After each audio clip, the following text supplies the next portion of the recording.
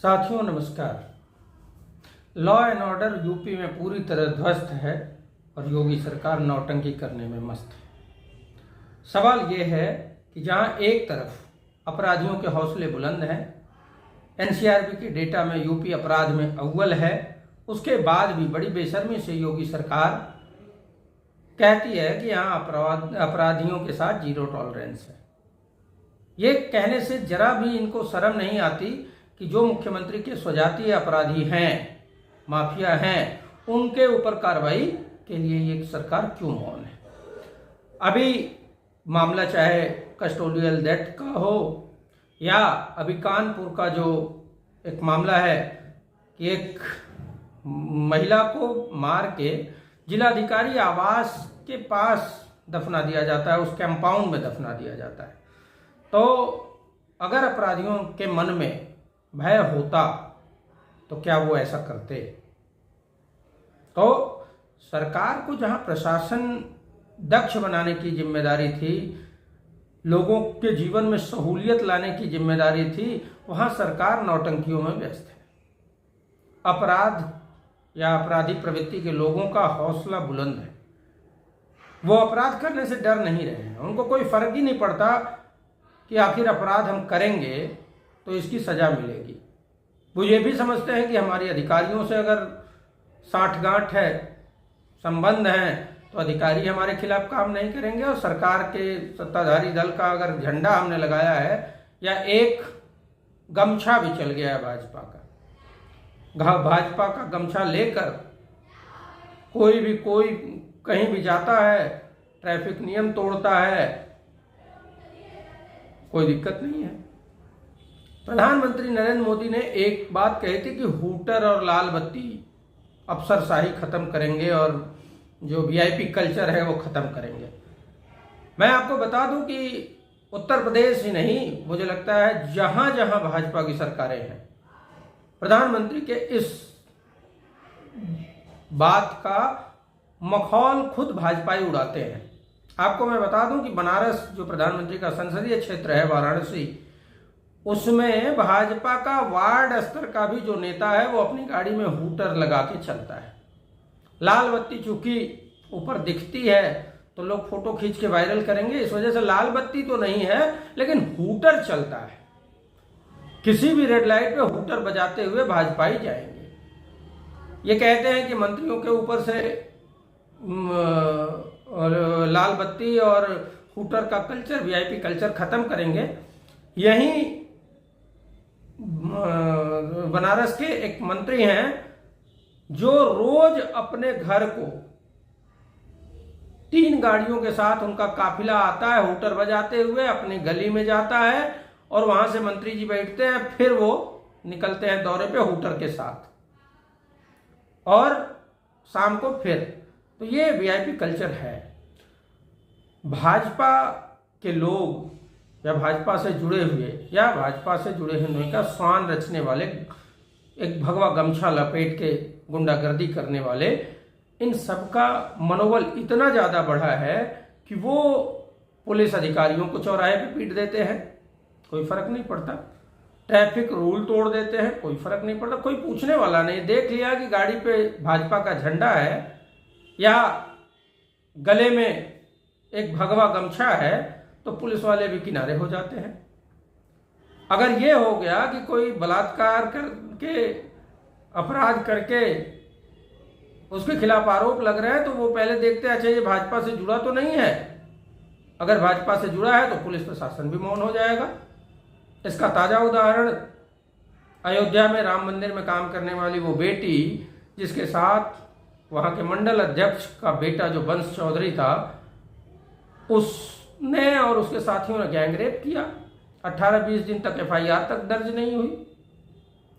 BHU IIT का प्रकरण आपको याद ही होगा, उसमें 2 महीने तक पुलिस प्रशासन आइडेंटिफाइड चेहरों को नहीं तलाश कर पाई और बीजेपी के शीर्षस्थ नेता नरेंद्र मोदी जी और मुख्यमंत्री योगी जी के अगल बगल वो बलात्कारी दरिंदे फोटो खिंचाते हुए नजर आए। तो ये प्रशासन का भी रवैया है। अब लोगों में हाथरस का एक मामला जो एक स्कूल का प्रबंधक था वो भाजपा का झंडा लगा के चलता था और उसने अपने ही स्कूल के 2 बच्चों की बलि चढ़ाने की प्लानिंग की स्कूल की शोहरत बढ़ने के लिए, एक बच्चे को मार भी डाला। तो अब आप सोचिए कि वो क्या सोचता होगा, उसको ये भय नहीं होगा कि अपराध करेंगे, मारेंगे, मर्डर करेंगे और पकड़े जाएंगे तो सजा होगी। तो समझ यही आता है कि कमोबेश जो भगवा झंडा गमछा ले लें, भाजपा का झंडा ले लें, उनके अंदर भय कम हो जाता है, क्योंकि उनको सरकार की एक्टिविटी या सरकार के अंदर खाने से ये कोई हिडन मैसेज है कि आप हमारे हैं, आपके खिलाफ कार्रवाई नहीं होगी या आपके खिलाफ प्रशासन सॉफ्ट रहेगा। ये मामला है। कस्टोडियल डेथ प्रशासन पे बड़ा धब्बा होता है और जितनी भी भाजपा की सरकारें हैं कमोबेश सब में ये हो रहा है। और यूपी में तो खैर कस्टोडियल डेथ को ही सेलिब्रेट कर रहे हैं योगी मुख्यमंत्री आदित्यनाथ, और कस्टोडियल डेथ और अपराध को सेलिब्रेट जैसे कर रहे हैं योगी जी, और वो भी राम राज्य बता के। अब राम राज्य में इस तरीके से प्रशासन के अंदर प्रशासनिक अभिरक्षा में गोली मार दी जाती है, प्रशासन कुछ नहीं करता है। अपराधी, पुलिस इतनी लापरवाह हो जाती है कि अपराधी उन्हीं की बंदूक खींच के भागने लग जाता है। तो ये बहुत सारे सवाल हैं। सवाल जनता में जब भी खड़े होते थे, पहले की सरकारें उसका जवाब देती थी, वो जवाबदेह सरकार होती थी। अब स्थिति बदल गई है। 2014 के बाद और खासकर यूपी में 2017 के बाद अपराधियों के अपराध वापस होंगे, वो मुकदमे वापस होंगे। चिन्मयानंद योगी जी खुद अपने मुकदमे वापस कराने की बात करते हैं, और योगी की पुलिस, मोदी की पुलिस, मोदी की एजेंसियां, वो सब विपक्षी नेताओं या उन लोगों के पीछे लगा दी जाती हैं जो सरकार की गलत नीतियों का विरोध करते हैं। बाकी जनता चाहे सुरक्षित रहे या न रहे, पुलिस और एजेंसियों का काम सिर्फ और सिर्फ विपक्ष के लोगों को टारगेट करना बन गया है। जब ऐसी स्थिति होगी तो आपको क्या लगता है, अपराध बढ़ेगा कि घटेगा? अपराध बढ़ेगा। लोगों में अपराधी प्रवृत्ति बहुत तेजी से बढ़ी है, और खासकर वो लोग जिनको सत्ता का संरक्षण है वो तो और खुले मन से अपराध कर रहे हैं। वो इस वजह से कि उनको पता है कि कुछ होगा नहीं, सरकार नौटंकियों में व्यस्त है, लॉ एंड ऑर्डर ध्वस्त है, और सरकार योगी की, मोदी की नौटंकियों में व्यस्त है। कल का एक ताजा मामला है, संपूर्णानंद संस्कृत विश्वविद्यालय में मुख्यमंत्री का कार्यक्रम था। उस कार्यक्रम के आयोजन की तैयारियां लगभग 4-5 दिन से चल रही थी। लाखों रुपए खर्च हुए और उस कार्यक्रम में संस्कृत पढ़ने वाले बच्चों को 300 रुपए का, मात्र 300 रुपए का स्कॉलरशिप दिया आदरणीय योगी जी ने। और जो 300 का चेक बड़ा सा बनाया गया देने के लिए नमूना, वो 1200 से 1500 का बना। अब सोचिए, संस्कृति संवर्धन के लिए और संस्कृत के संवर्धन के लिए ये लोग कुछ कर रहे हैं। वो जो बच्चे संस्कृत पढ़ने के लिए आए हैं उनको मिला 300 रुपया, और वो जो डमी चेक बना वो 1500 रुपए का बन गया। अरे अगर उन बच्चों को 1500 रुपए दे देते आप तो उनका भला हो जाता। तो ये नौटंकी है। कहावत है कि 9 का लकड़ी 90 खर्चा। सरकार 300 दे रही है और उस पे 30 लाख खर्चा हो रहा है प्रचार प्रसार करने के लिए। अब आप इस बात को बताइए कि नहीं, इससे गरीब का क्या भला हो रहा है, या उस संस्कृत पढ़ने वाले बच्चे का क्या भला हो रहा है? शिक्षा व्यवस्था ध्वस्त होती जा रही है और योगी जी नौटंकी करने में मस्त है। एक तरफ महंगाई चरम पर है, बेरोजगारी चरम पर है, गरीबों को हक नहीं मिल रहा है। गरीबों के हक पे डाका डालने के लिए सरकार ऐसे बड़े बड़े इवेंट कर रही है। प्रधानमंत्री मन की बात करके किनारे लग लेंगे और योगी जी ऐसे काम करेंगे। ग्रीनीज बुक में यूपी और अयोध्या का नाम हमको डलवाना है, जबकि अयोध्या विश्वविख्यात नगरी है, भगवान श्री राम की जन्मस्थली है, लेकिन उसको गिनीज बुक में छपवाने के लिए लाखों दिए जलाए जाएंगे। हर साल की भांति इस साल भी बुझ गए उन दियों में जो तेल बचता है, गरीबों के बच्चे जाएंगे तेल इकट्ठा करने, क्योंकि उससे उनकी घर में तेल यूज करके वो अपनी पेट की भूख शांत करना चाहते हैं। और पुलिस क्या करेगी? दौड़ा के उन गरीबों को मारेगी। हमको अब सोचने की जरूरत है कि क्या अयोध्या में लाखों दिए जलाने से उन गरीबों का फायदा होगा? क्या भगवान श्री राम इस बात से प्रसन्न होंगे कि वहां लाखों दिए जलाए जाएं और सैकड़ों जो गरीबों के बच्चे वो दिए में बचे तेल को लेने जाए, उसके ऊपर पुलिस लाठियां भाजे? भगवान श्री राम भी यही चाहेंगे कि गरीबों को उनका हक मिले। राम राज्य, स्वामी करपात्री जी कहते थे कि राम राज्य वो है जिसमें कहाँ कोई दुखी दरिद्र दीन न हो, तो राम राज्य वो है। यहाँ गरीबों को और गरीब करने में लगी है सरकार, गरीबों का हक लूटने में लगी है सरकार। दलित, वंचित, शोषित, पिछड़े, इनका आरक्षण खा गई योगी सरकार। क्या भगवान राम इससे प्रसन्न होंगे? भगवान राम के परम मित्र निषाद राज, निषाद समाज की बच्ची के साथ भाजपाई मंडल अध्यक्ष के बेटे ने गैंगरेप किया।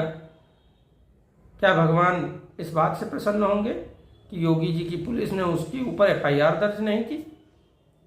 भगवान राम इस बात से प्रसन्न होंगे कि अपराध यूपी में चरम पे है?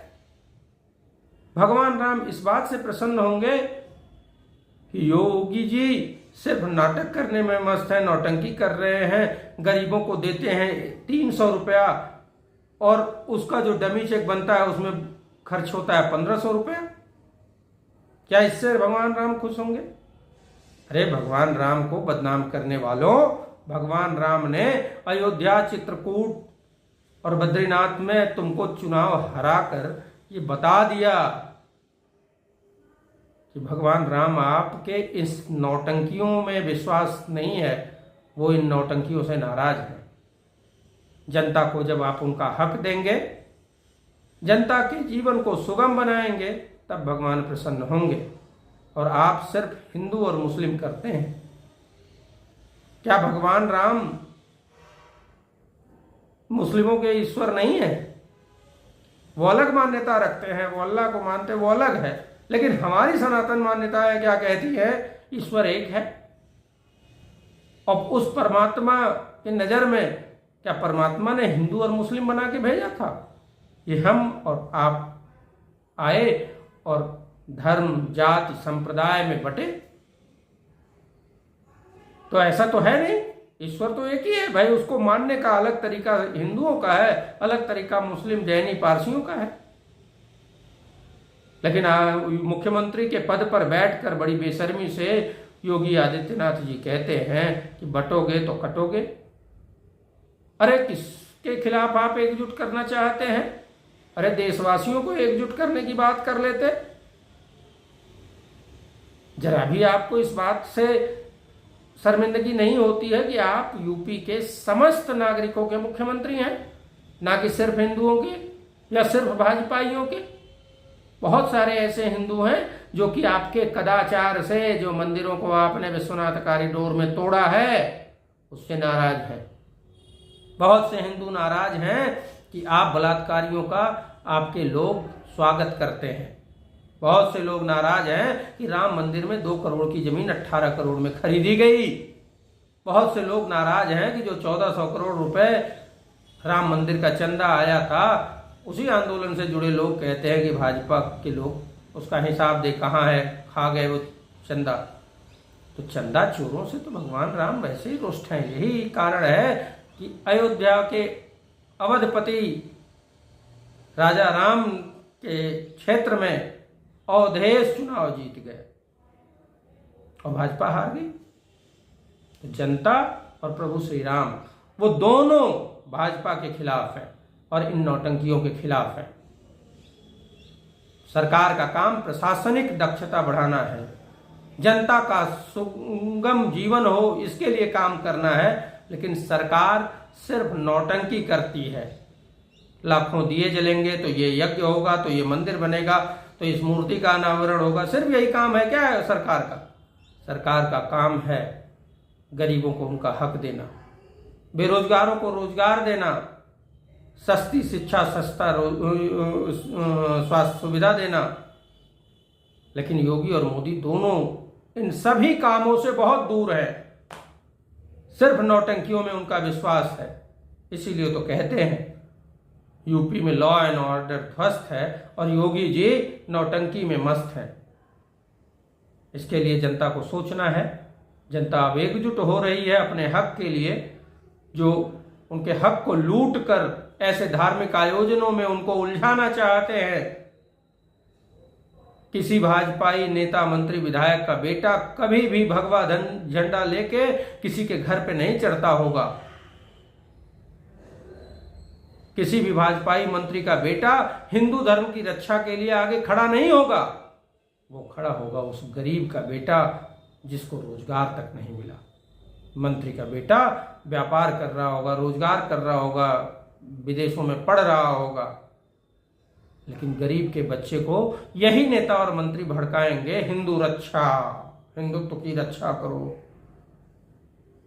अरे जिन बच्चों को ये हिंदुत्व की रक्षा की बात करते हैं, जिस दिन उन्होंने अपने हक की बात कर दी, इनकी सरकार चली जाएगी। इसीलिए उन बच्चों को बरगला रहे हैं और हिंदुत्व की रक्षा की बात कर रहे हैं। सवाल ये है कि वो लड़के अगर पलट के ये पूछ दें कि हमारा रोजगार हमको दे दीजिए, या ये पूछ दें कि मंत्री जी आपका बेटा कहाँ है, उसको भी ले आइए, हम हिंदुत्व रक्षा में उसको भी ले चलेंगे, ये सारे नेता जो भाजपा के हिंदुत्व करते हैं वो छोड़ के भाग जाएंगे। गिरिराज सिंह जहर उगला करते हैं। गिरिराज सिंह के बच्चे कहाँ हैं ये पूछ लीजिए। क्या वो हिंदुत्व की रक्षा के लिए नहीं आगे आएंगे? स्मृति ईरानी की बेटी बीफ परोसने वाले रेस्टोरेंट की मालकिन होगी, लेकिन स्मृति ईरानी जी गौ रक्षा का स्वान रचने का काम करने के लिए हुड़दंगियों का साथ देने के लिए खड़ा हो जाएंगी। अपने बेटे और बेटियों को भी भेज दीजिए। जब से प्रधानमंत्री नरेंद्र मोदी देश के प्रधानमंत्री बने हैं, भारत बीफ गोमांस जो है उसका एक्सपोर्टर 1 नंबर का दुनिया में बन गया है। ये सोच है। और बीफ एक्सपोर्ट करने वालों से भाजपा चुनावी चंदा लेती है, सैकड़ों करोड़ रुपए। अब आप सोचिए, अगर 500 करोड़ रुपए भाजपा ने गौ हत्यारों से चंदा लिया, तो वो गौ हत्यारों ने कितने 100 करोड़ गायों को काट कर एक्सपोर्ट किए होंगे, उनके चमड़ी मांस को बेचा होगा, तब जाके 500 करोड़ रुपए इनको दिया होगा। ऐसा तो नहीं है कि 500 करोड़ उनके खाते में आए बस तुरंत भाजपा को दे दिया। अरे वो 500 करोड़ की जगह 5000 करोड़ कमाए होंगे, तब भाजपा को 500 करोड़ का चंदा दिया। अब सोचिए कि 5000 करोड़ कमाने के लिए उनने कितने गोवंश का वध किया होगा, करवाया होगा। हिंदुओं जाग जाओ, कहीं हिंदुत्व खतरे में नहीं है, ना हिंदू खतरे में है।